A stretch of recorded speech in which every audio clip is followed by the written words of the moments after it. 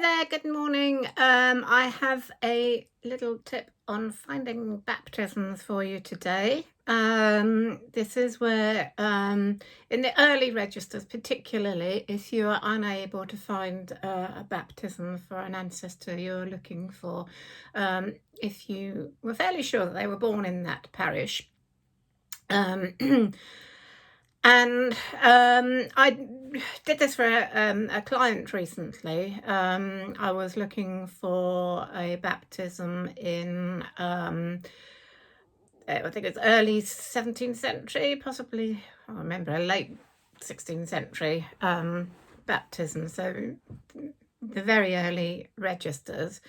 Um, I was unable to find the baptism by doing the normal searches on Ancestry and Find My Past and Family Search and all that. So first thing I did was check that the registers were available for those dates, because of course a lot of the early registers, particularly the 16th century ones, were lost, destroyed or damaged, etc.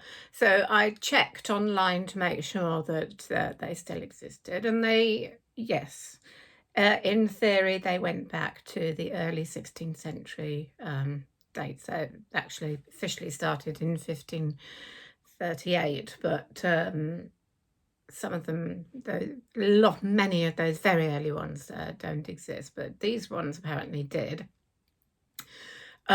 So then I looked on Ancestry to see if I could browse the original registers, and luckily that was available. So that's always a good idea to do that when you can't find them in the search engines, is to go, if Ancestry has the original registers on there to browse, then always do that, because the people doing the transcripts could have missed something.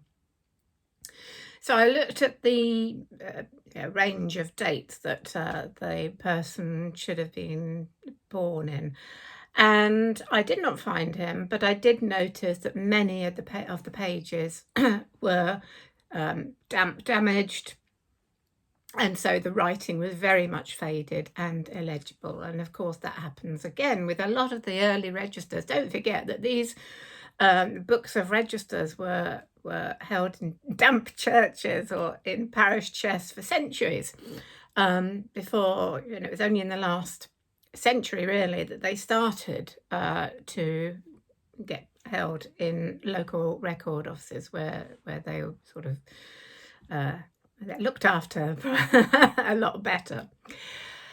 So the chances were then that the baptism was completely illegible, which is why I have not been able to find it. So what then? Do we give up? No. Don't forget that people at that time usually had lots of children. So the next thing to do then was as the registers were there, maybe some of the pages were illegible, but a lot of them weren't. I started to think about this person's siblings, brothers and sisters. So luckily it was a fairly uncommon name, surname. This is a little more difficult if you've got a really common name and you've got a lot of the same people in the same parish. But with a fairly uncommon name, or try it with any name. I then looked for anyone else born within sort of 10 years either way of the range I was looking for. Any other people baptized under that surname. And luckily for me, I found 3 other people, all baptized with the same parents. So it seemed extremely likely, therefore, that these were the parents of the person I was looking for. In actual fact, luckily, this was confirmed later on by another document. So and sometimes you might find that there's more than one couple having children in that parish. Sometimes you can work out which couple it might be by naming patterns, etc. So what I'm saying is there's always something else you can do to try and find who somebody's parents are. But always check to make sure, if you can't find a baptism, check to make sure first that the registers exist for that date. Then see if you can find the original registers. They may not always be online, so it might then be a case of contacting the record office that holds those registers. And then if it looks like the registers have been illegible for the time that baptism happened, then start looking for siblings and see what couples were having children in the parish at that time. So that is my tip for today. I look forward to seeing you again soon. Cheers for now.